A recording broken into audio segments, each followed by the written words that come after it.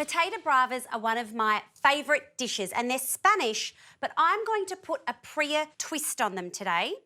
I've got my onion and garlic already browning off in a pan because we're going to make a beautiful sauce packed with veggies. The potatoes are going to have a really big, generous crack of pepper and a generous pinch of salt. And then these are going to go in the oven on 180 degrees for 40 minutes.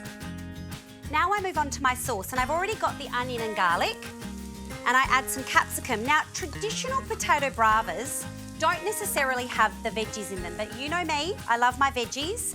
And so I just sneak them in wherever I can, and I add capsicum, and then I also add olives.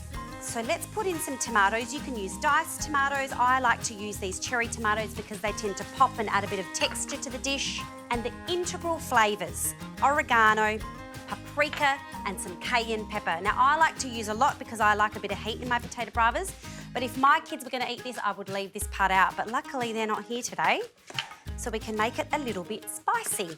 And the olives, I think, are a real Preeya feature of this dish. I don't think many other people would put the olives in there, but they add some salt to the sauce and also up the veggie intake.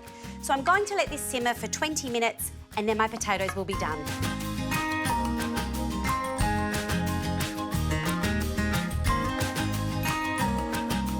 This smells glorious. This sauce with the oregano and the cayenne pepper through it is just so beautiful and rich. And this gets mixed with the potatoes. You can already see the flavours in this dish. And I'm going to add some beautiful Australian eggs. And that's what makes this dish, I think, really versatile. So it can be dinner, it can be lunch, it can be breakfast. And I end up baking this so that I've got hopefully some slightly runny yolks, but the egg whites are completely cooked. I'm gonna throw that in the oven for 20 minutes and then it's ready to enjoy. This smells absolutely glorious. I'm almost salivating looking at it. Some fresh parsley. Imagine this coming out to the table. Everyone's excited, you get a bit of bread.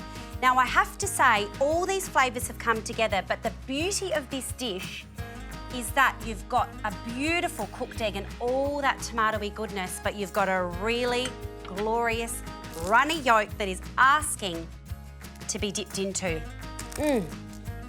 That is a vegetarian dish, and dare I say it, it's worth a crack.